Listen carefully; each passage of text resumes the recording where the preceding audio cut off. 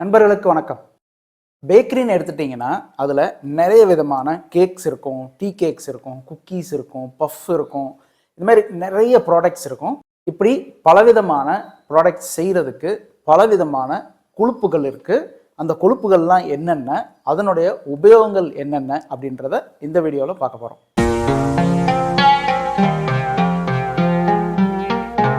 நம்ம ஏற்கனவே bread making ப்ராசஸில் என்னென்ன இன்க்ரீடியன்ட்ஸ் யூஸ் பண்ணுறாங்க, அதுக்கு என்ன உபயோகங்கள் இருக்குது, அதோட ரோல் என்ன, எத்தனை விதமான சர்க்கரைகள் பேக்கரியில் யூஸ் பண்ணுறாங்க, அதோட உபயோகங்கள் என்ன, இந்த மாதிரி வீடியோஸ் எல்லாம் வந்து நம்ம ஏற்கனவே பப்ளிஷ் பண்ணியிருக்கோம். நீங்கள் ஒரு நல்ல பேக்கர் ஆகணும்னா உங்களுக்கு அந்த ரா மெட்டீரியல்ஸு, என்னென்ன அவன்ஸ் இருக்குது, எப்படி பேக் பண்ணணும், டிஃப்ரெண்ட் ப்ராடக்ட்ஸை, இந்த மாதிரி எல்லாமே தெரிஞ்சாதான் உங்களுக்கு ஒரு காம்ப்ரிஹென்சிவ் நாலேஜ் இருக்கும். ஸோ அந்த மாதிரி ஒரு நாலேஜ் உங்களுக்கு கொடுக்கணும் அப்படின்றது தான் இந்த வீடியோக்களோட நோக்கம். முதல்ல கொழுப்போட இந்த ப்ராடக்ட்ஸ், பேக்கரி ப்ராடக்ட்ஸில் கொழுப்போட ரோல் என்ன அப்படின்னு பார்த்தீங்கன்னா, மெயின்லி எமல்சிஃபிகேஷன், அதுக்கப்புறமா ஷார்ட்னிங். எமல்சிஃபைங் அப்படின்றது என்ன அப்படின்னா, இந்த கேக்கெல்லாம் செய்கிறப்போ நீங்கள் அந்த ஃபேட்டை சர்க்கரையோடு சேர்த்து க்ரீம் பண்ணுவீங்க இல்லையா? அப்படி க்ரீம் பண்ணுறப்போ ஏர் வந்து இன்கார்பரேட் ஆகும். அந்த ஏரை தக்க வைக்கிற கெப்பாசிட்டி சுகருக்கு மட்டும் இல்லை, அந்த ஃபேட்டுக்கும் இருக்கணும். அது ஜென்ரலாக என்ன சொல்லுவாங்கன்னா, அந்த ஃபேட் வந்து should be in plastic in nature அப்படிம்பாங்க. பிளாஸ்டிக் மாதிரி ஒரு விதமான டெக்ஸ்சரில் இருக்கணும் அப்படிம்பாங்க. அதுதான் வந்து ஏரை தக்க வைக்கிறதுக்கு ஒரு பெஸ்ட்டு குவாலிட்டி அப்படின்றது வந்து ஜென்ரலாக பேக்கரியில் இருக்கிற ஒரு கருத்து. இப்போது கொழுப்பு வந்து நாம் ரெண்டு மெயின் கேட்டகரியாக பிரிச்சுக்கலாம். ஒன்று வந்து மில்க் அண்ட் அனிமல் ஃபேட் அப்படின்னு சொல்லுவாங்க, பால் மற்றும் விலங்கு கொழுப்பு அப்படின்றது. ரெண்டாவது வந்து வெஜிடபிள். முதல்ல இந்த மில்க் அண்ட் அனிமல் ஃபேட்டுன்னு சொன்னோம் இல்லையா, அதில் வந்து அந்த கேட்டகரியில் என்னென்ன வருதுன்னு பார்க்கலாம். முதல்ல நாம் பேச போகிறது பட்டர். பட்டர் அப்படிங்கிறது உங்களுக்கே தெரியும், பால்ல இருந்து நாம் எடுக்கிற கொழுப்பு. அதில் என்னென்ன இருக்குது தெரியுமா உங்களுக்கு? பட்டரில் பார்த்தீங்கன்னா 82% கொழுப்பு இருக்கும், 14% வாட்டர் கண்டென்ட் இருக்கும், 2% புரோட்டீன் இருக்கும், 2% மினரல்ஸ் இருக்கும். நேச்சுரலாகவே பட்டர் வந்து ஒயிட் கலரில் இருக்கும். பட் நீங்கள் கேட்கலாம், சில பட்டர்ஸ்லாம் நீங்கள் ஷாப்லேருந்து வாங்குறது ஏன் எல்லோ கலரில் இருக்குது அப்படின்ட்டு. அது ஏன் எல்லோ கலரில் இருக்குன்னா, அந்த கம்பெனி வந்து அதில் எல்லோ கலர் சேர்த்துருக்காங்க, ஒரே மாதிரி கன்சிஸ்டன்சியில் காட்டுறதுக்காக அந்த மாதிரி எல்லோ கலர் சேர்த்துருக்காங்க. அது வந்து பட்டரோட இயற்கையான கலர் கிடையாது. இந்த பட்டர் நீங்கள் ஷாப்பில் வாங்குறது வந்து ரெண்டு விதமாக உங்களுக்கு கிடைக்கும். ஒன்று வந்து சால்டட், ஒன்று வந்து அன்சால்டட். நீங்கள் வந்து சால்டட் பட்டர் யூஸ் பண்ணுறீங்க அப்படின்னா அந்த ரெசிபியை வந்து அதுக்கு தகுந்த மாதிரி நீங்கள் அட்ஜஸ்ட் பண்ண வேண்டியிருக்கும். உதாரணத்துக்கு நீங்கள் ஒரு ப்ரெட்டு பண்ணுறீங்கன்னு வச்சுக்கோங்களேன், அதில் சால்டட் பட்டர் யூஸ் பண்ணுறீங்க அப்படின்னா அந்த ரெசிப்பியில் இருக்கிற ஓவரால் உப்பு கண்டென்ட் இருக்கும் இல்லையா, அதை வந்து நீங்கள் கொஞ்சம் குறைக்க வேண்டியிருக்கும். ஸோ அந்த மாதிரியே நீங்கள் ரெசிபிஸ் வந்து ஆல்டர் பண்ணிக்க வேண்டியிருக்கும். அன்சால்டட் பட்டர் சேர்க்குறீங்க அப்படின்னா அதுக்கு தகுந்த மாதிரி ரெசிபி அட்ஜஸ்ட் பண்ண வேண்டியிருக்கும். பட்டர் எடுத்துட்டிங்கன்னா இதோட மெல்டிங் பாயிண்ட் வந்து ரொம்ப குறைவாக இருக்கும்.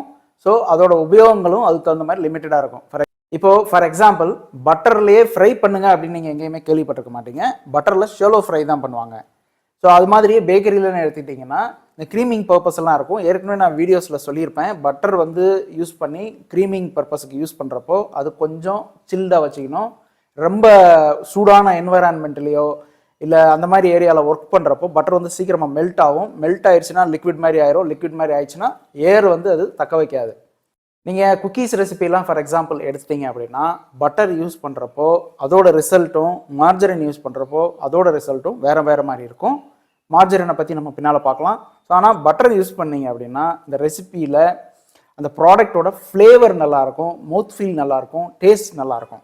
ஆனால் அதில் இருக்கிற ஒரு நெகட்டிவ் சைடு என்ன அப்படின்னா அதோட ஷெல்ஃப் லைஃப் வந்து கொஞ்சம் கம்மியாக இருக்கும். அதோட ஷெல்ஃப் லைஃப்னு எடுத்துட்டிங்கன்னா நீங்கள் மார்ஜரினோட கம்பேர் பண்ணிங்கன்னா இது கொஞ்சம் கம்மியாக தான் இருக்கும். இப்போ இந்த பட்டர் வந்து நீங்கள் ஸ்டோர் பண்ணணும்னா அதுக்கு ப்ராப்பர் டெம்பரேச்சர் தேவைப்படும். அதை வந்து நீங்கள் குளிர்ந்த டெம்பரேச்சரில் தான் நீங்கள் ஸ்டோர் பண்ண வேண்டியிருக்கும், இல்லை ஃப்ரிட்ஜில் தான் ஸ்டோர் பண்ண வேண்டியிருக்கும். இந்த பட்டரை நீங்கள் குக்கீஸ்க்கு, கேக்ஸுக்கு, டீ கேக்ஸுக்கு, இந்த மாதிரி நிறைய விதமான பர்பஸ்க்கு யூஸ் பண்ணலாம். ஈவன் பஃப்புக்கு கூட யூஸ் பண்ணலாமான்னா யூஸ் பண்ணலாம். ஆனால் அந்த மார்ஜரின் கொடுக்குற அளவுக்கு லேயர்ஸ் உங்களுக்கு கொடுக்காது. நீங்கள் பட்டர் யூஸ் பண்ணிவிட்டு, இப்போ உதாரணத்துக்கு குரோசான்லாம் செய்வோம் இல்லையா, அந்த குரோசான்லாம் செய்கிறப்போ பட்டர் வந்து அந்த லேயர் லேமினேட் பண்ணுவோம். அந்த மாதிரி லேமினேட் பண்ணுறப்போ ரூம் டெம்பரேச்சர் வந்து குறைவாக இருக்கணும். நீங்கள் ஏசி ரூமில் பண்ணீங்க அப்படின்னா பெட்டராக இருக்கும். இதே மார்ஜரின் அப்படின்னா அந்த மாதிரி தேவைப்படாது. ஆனால் பட்டர் வந்து ரூம் டெம்பரேச்சருக்கே ஹீட் ஆக ஆரம்பிச்சிடும்.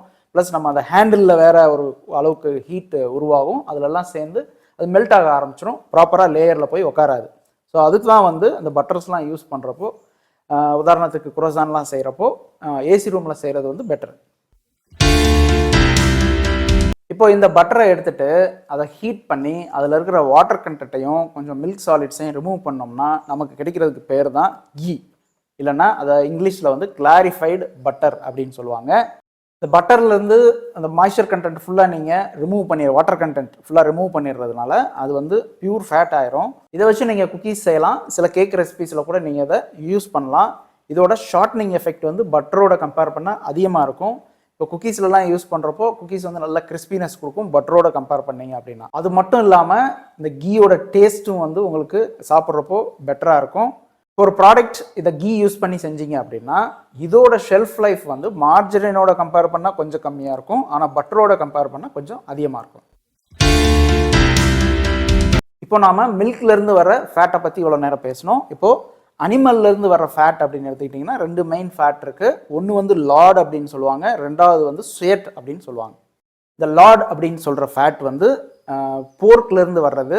99% ஃபேட் கண்டென்ட் அதில் இருக்கும். இந்த ஃபேட் பார்த்தீங்கன்னா நல்லா ஒயிட்டாக சாலிடாக இருக்கும். இதை உபயோகப்படுத்தி நம்ம ப்ராடக்ட் செய்கிறப்போ அந்த ப்ராடக்ட்ஸுக்கு மைல்டாக இது வந்து இந்த ஃப்ளேவரை கொடுக்கும். ஆனால் மற்ற ஃபேட்டு மாதிரி இந்த ஃபேட்டை வந்து சுகர் கூட சேர்த்து நாம் க்ரீம் பண்ண முடியாது. லார்ட்லி கேக் அப்படின்னு சொல்லி ஒரு கேக் இருக்குது, இந்த கொழுப்பை உபயோகப்படுத்தி செய்வாங்க. அது மட்டும் இல்லாமல் ஃப்ளேக்கி பேஸ்ட்ரி செய்வாங்க. மூணாவதாக வந்து ஷேலோ ஃப்ரைன்னு சொல்லுவோம் இல்லையா, அளவாக கொழுப்பு சேர்த்து ஃப்ரை பண்ணுறது, அந்த மாதிரி ஷேலோ ஃப்ரைக்கு வந்து இந்த கொழுப்பை உபயோகப்படுத்துவாங்க. இந்த கொழுப்பை அதிகமாக எங்கே உபயோகப்படுத்துவாங்கன்னு கேட்டிங்கன்னா யூரோப்பியன் கண்ட்ரீஸில் உபயோகப்படுத்துவாங்க. அடுத்ததாக சுயட் அப்படின்ற ஃபேட் வந்து பீஃப்லேருந்து எடுக்கிறது. பீஃபோட கிட்னியை சுற்றி ஒரு விதமான கொழுப்பு இருக்கும், அதை வெளியில் எடுத்து நல்லா ஃபைனாக கொஞ்சம் ஃப்ளார்லாம் சேர்த்து சாப் பண்ணி ஃபைனாக பண்ணிவிட்டு பேக் பண்ணுவாங்க. அதுதான் சுயட் அப்படின்னு சொல்கிறது. இந்த ஃபேட் வந்து ஒயிட் கலரில் இருக்கும், நல்லா ஹார்டாகவும் இருக்கும். பிரிட்டனில் இந்த ஃபேட்டை நிறைய உபயோகப்படுத்துவாங்க. சூப்பர் மார்க்கெட்ஸில் மீட் ஷாப்பில் போனீங்க அப்படின்னா கிடைக்கும். இது சாலிடாக ஒரு சாலிட் பிளாக் மாதிரி இருக்கிற ஃபார்ம்லையும் கிடைக்கும், இல்லை அந்த கிரேட்டரை வச்சு கிரேட் பண்ணிவிட்டு அந்த ஷ்ரெட்டட் ஃபார்ம்லையும் கிடைக்கும். சுயட் பேஸ்ட்ரி அப்படின்னு சொல்லிட்டு ஒரு ப்ராடக்ட் இருக்குது, இதை உபயோகப்படுத்தி அது செய்வாங்க. அது மட்டும் இல்லாமல் நிறைய மீட்ஸை வந்து ஸ்டஃப் பண்ணுவாங்க இல்லையா, அந்த ஸ்டஃப் பண்ணுறப்பையும் அதோடு சேர்த்து இந்த ஃபேட்டையும் ஸ்டஃப் பண்ணுவாங்க, நல்லா ஃப்ளேவர் கொடுக்கும். இதை சில புட்டிங்ஸில் கூட உபயோகப்படுத்துவாங்க. இதுவும் நம்ம நாட்டில் நிறைய பேருக்கு தெரியவும் தெரியாது, உபயோகப்படுத்தவும் மாட்டாங்க. இப்போ நாம் வெஜிடபிள் ஃபேட்டுக்கு போயிடலாம். வெஜிடபிள் ஃபேட்டில் வந்து சாலிட் ஃபேட் இருக்குது, லிக்விட் ஃபேட் இருக்குது. சாலிட் ஃபேட்னு எடுத்துக்கிட்டிங்கன்னா ஹைட்ரோஜனேட்டட் ஃபேட் இல்லைனா மார்ஜரின்னு சொல்கிற ஃபேட் அதில் வரும்.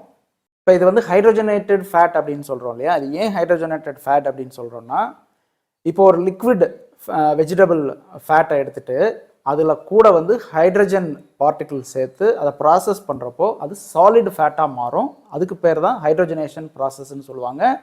அந்த மாதிரி ப்ராசஸில் செஞ்ச ஃபேட்டை வந்து ஹைட்ரோஜனேட்டட் ஃபேட் அப்படின்னு சொல்லுவாங்க. மார்ஜரினில் வந்து 85% வரைக்கும் கொழுப்பு இருக்கும். இதுலேயே நிறைய வெரைட்டிஸ் இருக்குது. உதாரணத்துக்கு ஃபஸ்ட்டு எடுத்துட்டிங்கன்னா பஃப் மார்ஜரின். பஃப் மார்ஜரின் தான் வந்து இருக்கிறதுலையே ஹார்டான மார்ஜரின். நீங்கள் கை வச்சு ப்ரெஸ் பண்ணி பார்த்தீங்கனாலே தெரியும், அந்த ஒரு பிளாக் 15 கிலோ பிளாக்கில் வரும், ப்ரெஸ் பண்ணிங்கனாலே ஹார்டாக இருக்கும். பேர்லேயே சொல்லியிருக்கிற மாதிரி இது வந்து பஃப் செய்கிறதுக்கு உபயோகப்படுத்துவாங்க. இந்த பஃப் மார்ஜரின் வந்து நீங்கள் க்ரீம் பண்ணலாம், ஆனால் அந்தளவுக்கு க்ரீம் பண்ண முடியாது. நான் முதலே சொன்ன மாதிரி இது ஹார்டு மார்ஜரின், ப்ளஸ் இதோட மெல்ட்டிங் பாயிண்ட் வந்து ரொம்ப ஹையாக இருக்கும். ஸோ இதை வந்து நீங்கள் டோவில் லேமினேட் பண்ணிவிட்டு ஹை டெம்பரேச்சரில் பேக் பண்ணுறப்போ அந்த லேயர்ஸில் இருக்கிற அந்த ஃபேட்டு அந்த ஹை டெம்பரேச்சரில் எக்ஸ்பாண்ட் ஆகிறப்போ அந்த லேயர்ஸ் எல்லாம் ஓப்பன் பண்ணும். அப்படி தான் வந்து உங்களுக்கு பஃப்பில் அந்த லேயர்ஸ் கிடைக்கிது. நீங்கள் மார்க்கெட்டில் பஃப் மார்ஜரின் வாங்கினீங்க அப்படின்னா பின்னால் இருக்க இன்க்ரீடியன்ட்ஸ் செக் பண்ணுங்கள், ஏன்னா அதில் வந்து கொஞ்சம் அளவுக்கு சால்ட்டும் சேர்த்துருப்பாங்க. ஸோ உங்களோட ரெசிப்பியில் அதுக்கு தகுந்த மாதிரி நீங்கள் சால்ட்டை அட்ஜஸ்ட் பண்ண வேண்டியிருக்கும். அடுத்ததாக கேக் மார்ஜரின் அப்படின்ட்டு வரும். இந்த கேக் மார்ஜரினை வந்து ஈவன் நம்ம டோ மிக்சிங்கில் கூட யூஸ் பண்ணுவாங்க ஒரு ஃபேட்டாக. ஸோ இது என்ன அப்படின்னா, இது க்ரீம் பண்ணுறப்போ அந்த பிளாஸ்டிக் நேச்சர்னால எக்ஸலண்ட்டாக இருக்கும் க்ரீம் பண்ணுறதுக்கு. அது கூட சர்க்கரை சேர்த்து க்ரீம் பண்ணுறப்போ நல்லா ஏரை வந்து அது உள்ளே ஹோல்ட் பண்ணி வைக்கும். ஸோ கேக் பண்ணுறதுக்கு ஹெல்த்தியாக அப்படின்னு கேட்டிங்கன்னா அது வேறு விவாதம், அதுக்குள்ளே போக வேண்டாம். பட் யூஸ் பண்ணுறதுக்கு அப்படின்னு கேட்டிங்கன்னா இது வந்து க்ரீம் பண்ணுறதுக்கு பெஸ்ட்டு ஃபேட்டாக இருக்கும். இதை உபயோகப்படுத்தி நீங்கள் பலவிதமான டீ கேக் செய்யலாம். அதான் க்ரீம் மார்ஜரின் அப்படின்னு ஒன்று இருக்குது, பேர்லேயே இருக்குது க்ரீம் மார்ஜரின் அப்படின்ட்டு. எதுக்கு உபயோகப்படுத்துவாங்கன்னா பட்டர் க்ரீம் செய்கிறதுக்கு உபயோகப்படுத்துவாங்க. இருக்கிற ஃபேட்லேயே வந்து உங்களுக்கு ரொம்ப சாஃப்டான ஃபேட் அப்படின்னா இது. ஃபஸ்ட்டு அந்த பஃப் ஃபேட் வந்து ரொம்ப ஹார்டாக இருக்கும். அதுக்கு கேக் மார்ஜரின் சொல்கிறோம் இல்லையா, பஃப் மார்ஜரின் வந்து ஹார்டானது, கேக் மார்ஜரின் அப்படின்றது அதை விட கொஞ்சம் ஹார்ட்னஸ் கம்மியாக இருக்கும். இந்த க்ரீம் மார்ஜரின்றது இதை விட இன்னும் ஹார்ட்னஸ் கம்மியாக இருக்கும். க்ரீம் பண்ணுறதுக்கு ரொம்ப ஈஸியாக இருக்கும். இதோட ஐசிங் சுகர் சேர்த்து க்ரீம் பண்ணிவிட்டு அதை தான் வந்து பட்டர் க்ரீமாக யூஸ் பண்ணுவாங்க. நாலாவதாக வந்து பிஸ்கட் மார்ஜரின் அப்படின்னு ஒன்று வரும். அது கொஞ்சம் குருணையாக இருக்கிற மாதிரி இருக்கும் அந்த மார்ஜரின் பார்த்தீங்க அப்படின்னா. அதோட ஹைட்ரஜனேஷன் மெத்தட் வந்து அதுக்கு தகுந்த மாதிரி செஞ்சுருப்பாங்க. ஏன் அப்படின்னா அது குக்கீஸ் செய்கிறப்போ குக்கீஸ் நல்லா மொறுமொறுன்னு வரும், அதுக்காக அது மாதிரி செஞ்சுருப்பாங்க. லோக்கல் பேக்கரியிலலாம் பார்த்தீங்க அப்படின்னா நிறைய குக்கீஸ் அடுக்கி வச்சுருப்பாங்க கவுண்டரில். அந்த குக்கீஸ் எல்லாம் மோஸ்ட்லி இந்த மார்ஜரினை உபயோகப்படுத்தி தான் செஞ்சுருப்பாங்க. அஞ்சாவதாக ஒன்று இருக்குது, அது வந்து வனஸ்பதி, அது பேர் ஆக்சுவலாக. ஆனால் ஃபேமஸாக வந்து எல்லோரும் டால்டான்னு கூப்பிட்டு பழகிருப்பீங்க. டால்டான்றது இந்த கம்பெனியோட பிராண்டோட பேர். இந்த ப்ராடக்ட் வந்து வனஸ்பதி அப்படின்றது. இது வந்து அந்த கீக்கு ஆல்டர்னேட்டாக யூஸ் பண்ணுவாங்க.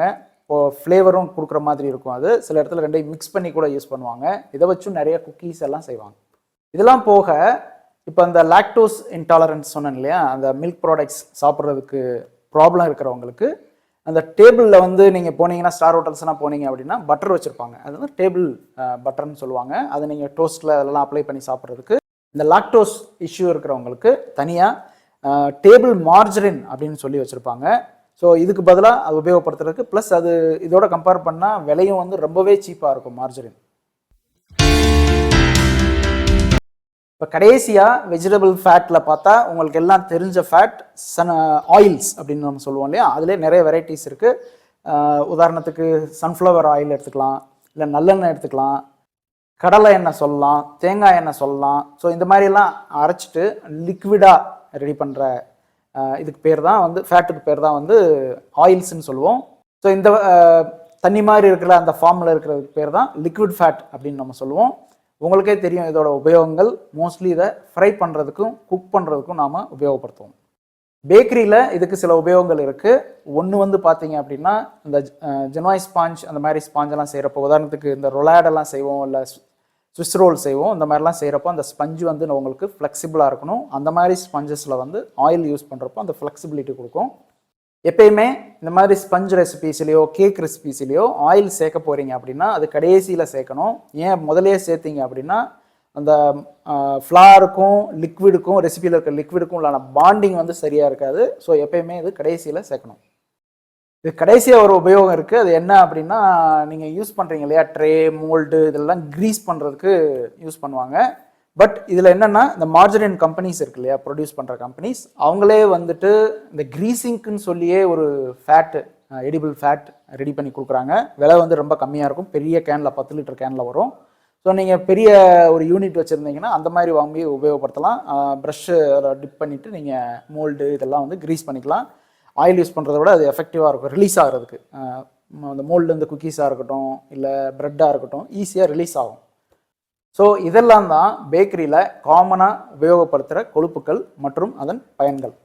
ஸோ இந்த வீடியோ மூலமாக எந்த மாதிரி ஃபேட்டு எதுக்கு உபயோகப்படுத்தணும் அப்படின்னு உங்களுக்கு புரிஞ்சிருக்கும் அப்படின்னு நம்புகிறேன். இதில் எதனா உங்களுக்கு டவுட் இருந்துச்சுன்னா கீழே கமெண்ட்டில் கேளுங்க, நான் உங்களுக்கு பதில் சொல்கிறேன். அடுத்த வீடியோவில் உங்களை பார்க்குற வரைக்கும் பை ஃப்ரம் ஷெஃப் பிரதீப்.